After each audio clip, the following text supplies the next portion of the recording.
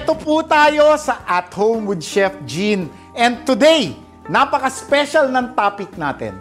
Dahil tayo ay gagamit ng French press. Ito po ang bagong French press line ng Massflex.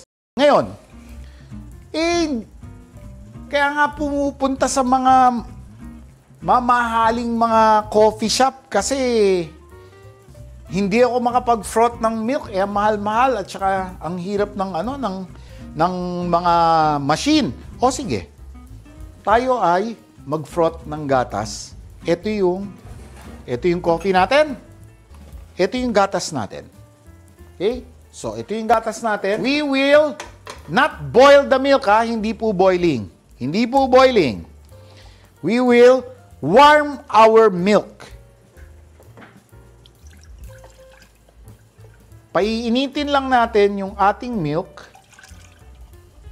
and then we will aerate it in the French press. Let us heat our milk. Iinitin natin yung ating gatas. Okay? Lalagay natin dito.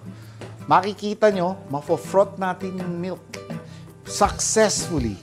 Okay?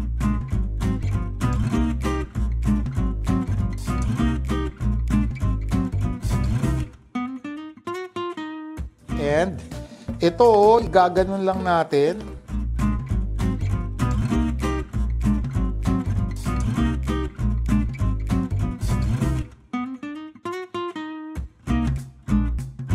As you can see, napaalsa ko.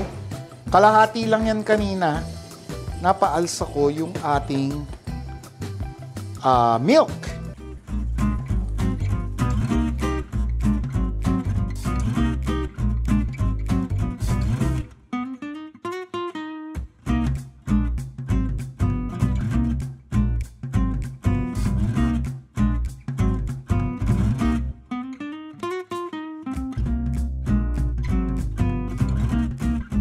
Remember? Massflex French press. Ang dali. Bye-bye everybody!